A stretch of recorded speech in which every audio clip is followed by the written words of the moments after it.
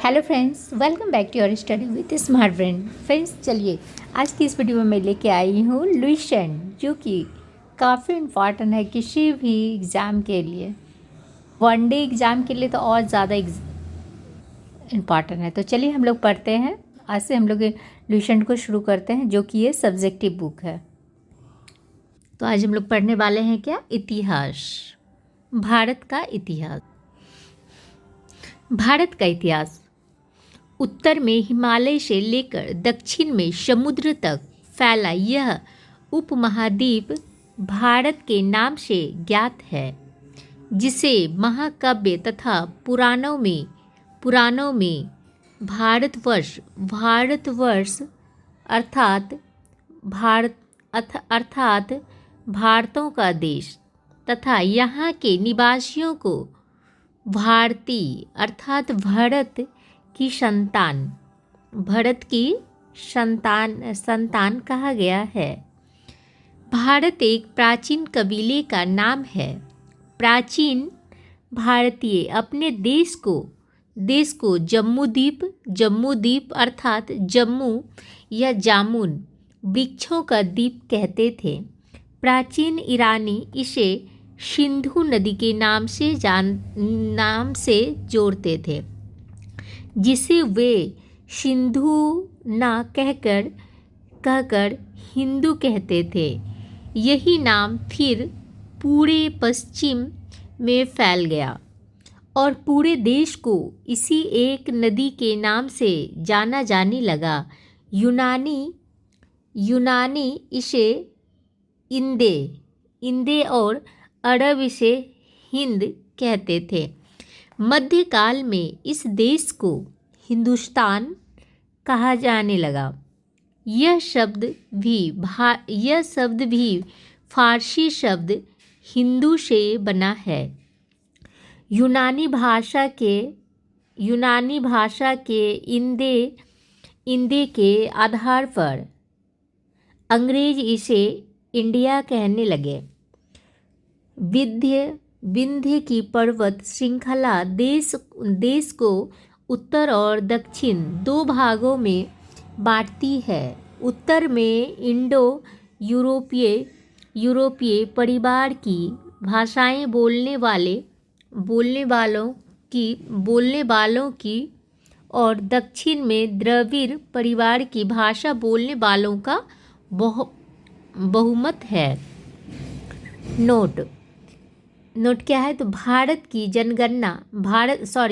की जनसंख्या का निर्माण जिस प्रमुख नस्लों के लोगों के मिश्रण से हुआ है, वे इस प्रकार हैं: प्रोटो ऑस्ट्रेलाइड, पैलियो मेडिटेरेनियन, काकेशायड, निग्रोयड और मंगोलायड।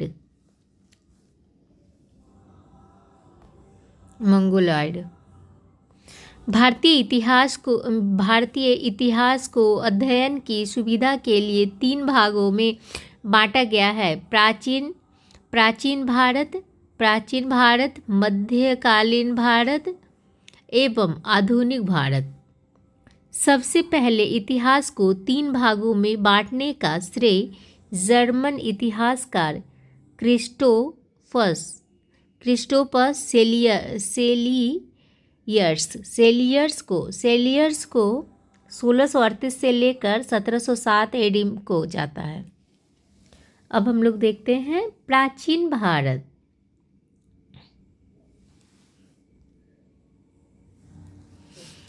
प्राचीन भारतीय इतिहास के स्रोत। प्राचीन भारतीय इतिहास के विषय में जानकारी मुख्यतः 4 स्रोतों में प्राप्त होती है: धर्म ग्रंथ, ऐतिहासिक ग्रंथ, विदेशियों का विवरण व पुरातत्व संबंधी साक्ष्य।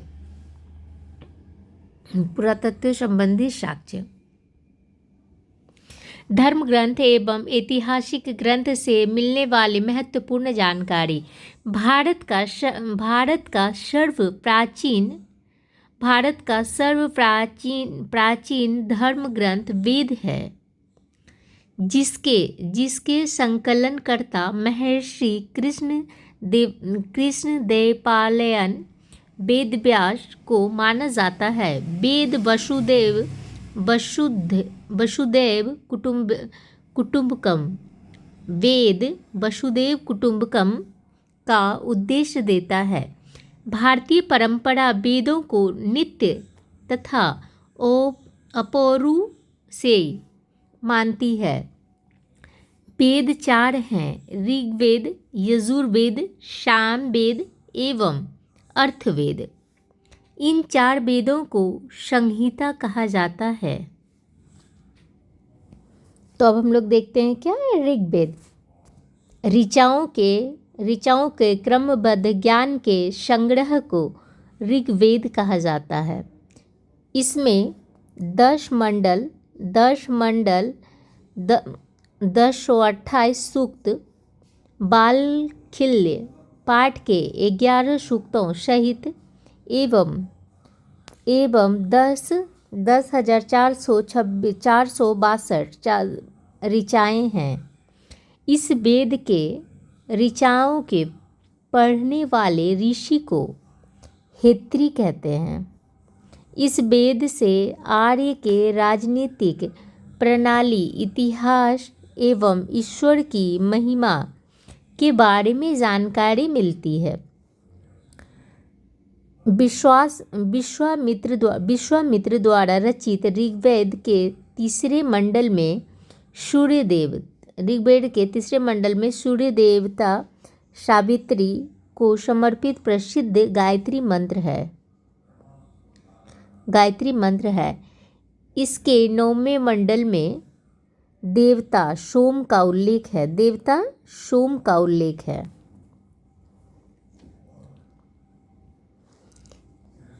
इसके 8वें मंडल की हस्तलिखित ऋचाओं को खील कहा जाता है।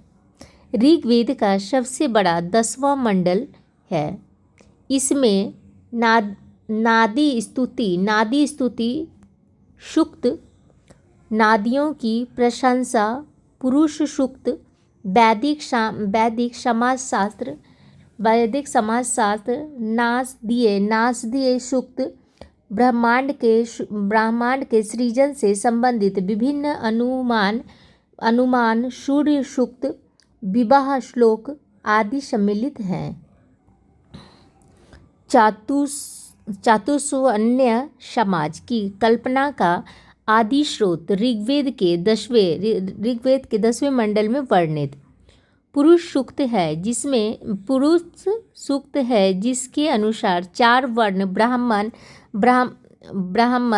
क्षत्रिय, वैश्य तथा शूद्र आदि पुरुष ब्राह्मण के क्रमशः मुख, भुजाओं, जंघाओं और चरणों से उत्पन्न हुई।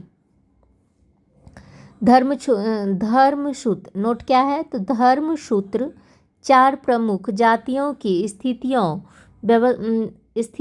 व्यवसायों, दायित्वों, कर्तव्यों तथा विशेषाधिकारों में स्पष्ट विभेद करता है।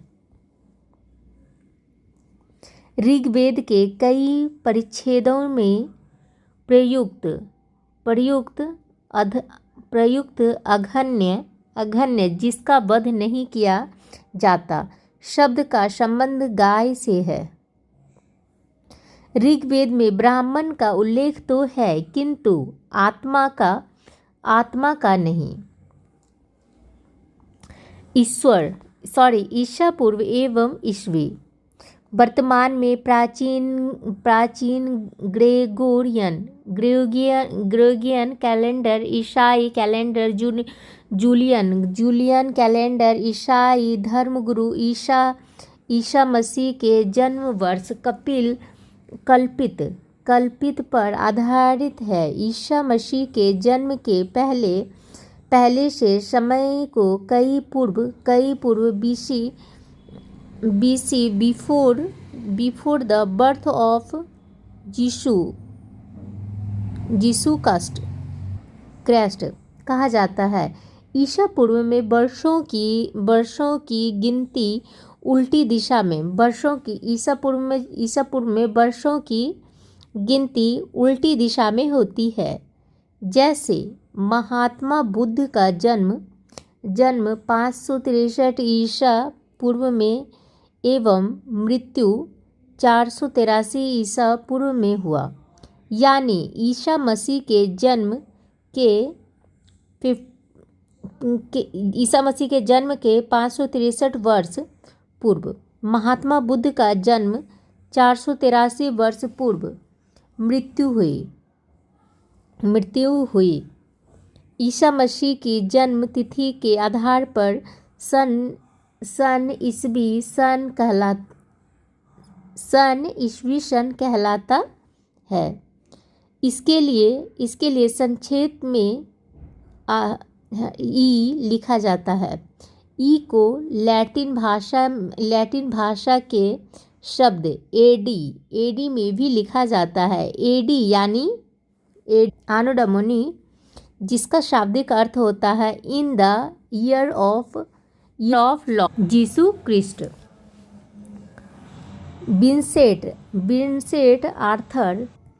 विंसर आर्थर स्मिथ ने प्राचीन भारत का पहला सुव्यवस्थित इतिहास अर्ली हिस्ट्री ऑफ इंडिया 1904 में तैयार किया। इस पुस्तक के 1/3 भाग में केवल सिकंदर का आक्रमण वर्णित है।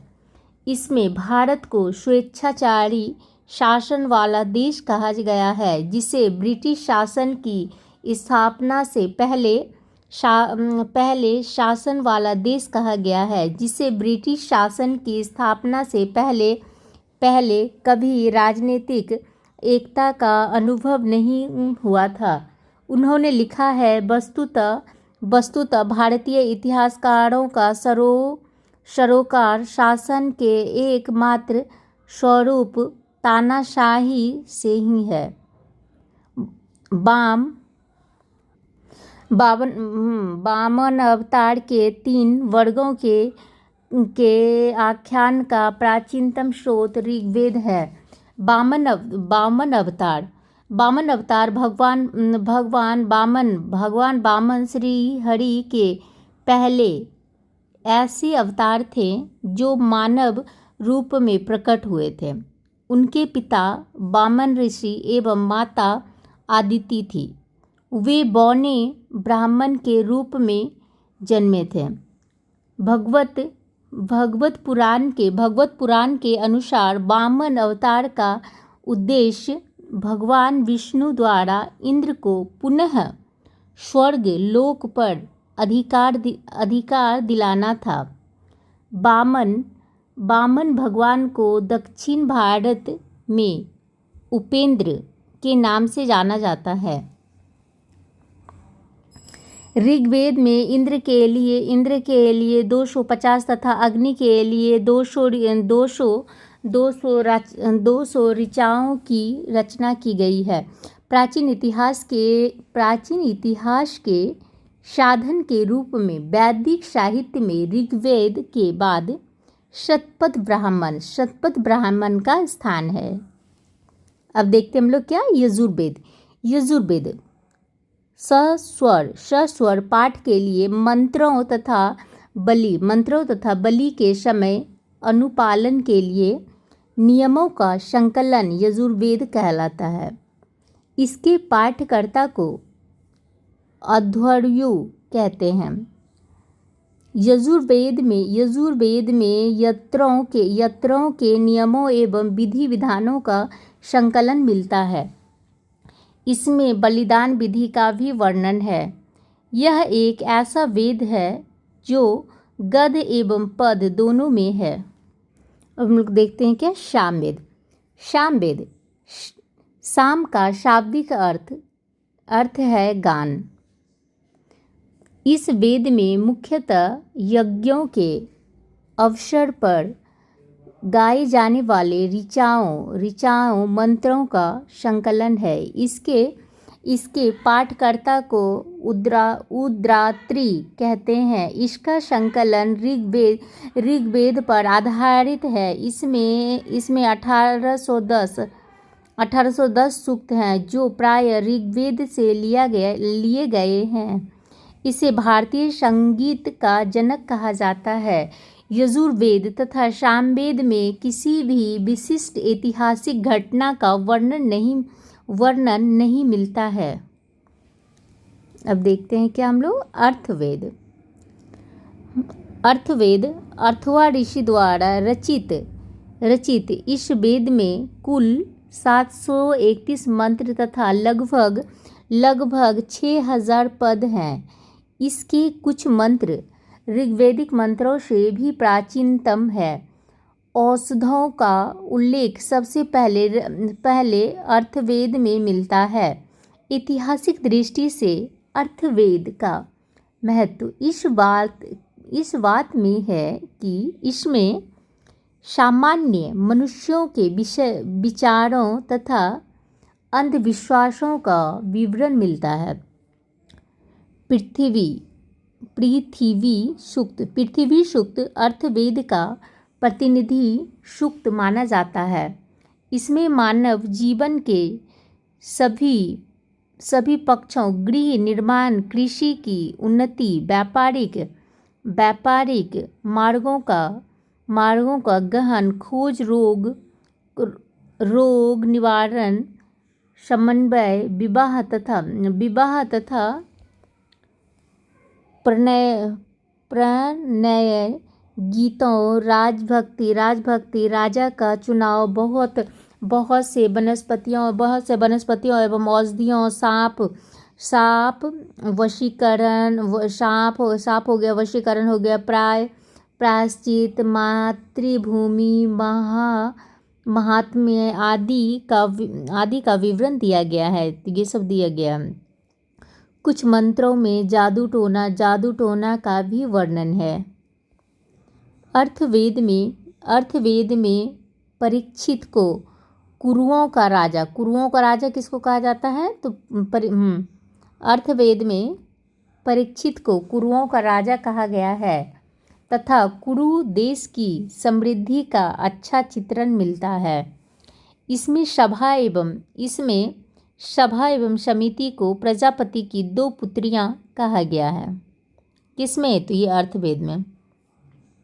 वेदों की भी कई शाखाएं हैं जो वैदिक अध्ययन और व्याख्या से जुड़े विभिन्न दृष्टिकोण का प्रतिनिधित्व करती है। शाकल शाखा ऋग्वेद से जुड़ी एकमात्र जीवित शाखा है। यजुर्वेद को शुक्ल यजुर्वेद और कृष्ण यजुर्वेद को शाखाओं में बांटा गया है। माध्य और काण्व शुक्ल यजुर्वेद अथवा बाजसने संहिता की शाखाएं हैं। कृष्ण यजुर्वेद से जुड़ी शाखाएं काठक, कनिष्ठल, मैत्रायणी और तैत्तिरीय है। कौथुम रानायणीय एवं जैमिनीय या तलवकार सामवेद की शाखाएं हैं। अर्थवेद की शाखाएं शौनक और पैम्पलाद है। सबसे प्राचीन वेद ऋग्वेद एवं सबसे बाद का वेद अर्थवेद है। ब्राह्मण, आरण्यक तथा उपनिषद संहिता के पश्चात ब्राह्मणों, आर्यनकों तथा उपनिषदों का स्थान है। इनसे उत्तर वैदिक कालीन समाज एवं संस्कृति के विषय में जानकारी प्राप्त होती है।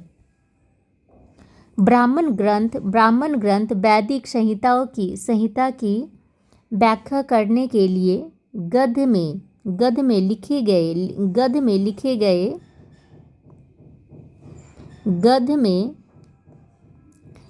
गए प्रत्येक संहिता के लिए अलग अलग ब्राह्मण ग्रंथ है जिसे सारणी में दिया गया है। इन ब्राह्मण ग्रंथों से हमें परीक्षित की घटनाओं का ज्ञान प्राप्त होता है। परीक्षित के बाद और बिंबिसार के पूर्व की घटनाओं का ज्ञान प्राप्त होता है।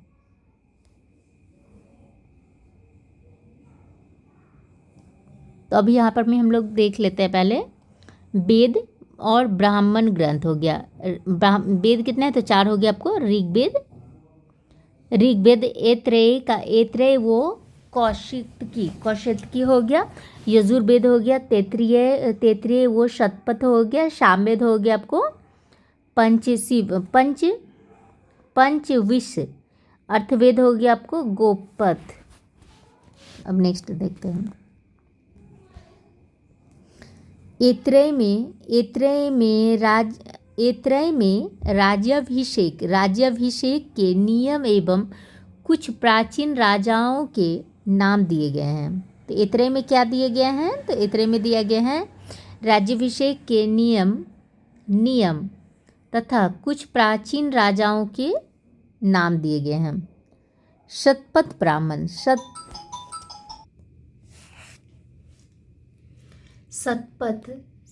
शतपथ में गंधार शैल्य केकय कुरु पंचांग कौशल विदेह आदि राजाओं का उल्लेख मिलता है।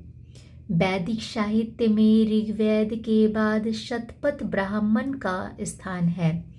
आरण्यक में यज्ञ से जुड़े कर्मकांडों की दार्शनिक और प्रतीकात्मक अभिव्यक्ति है।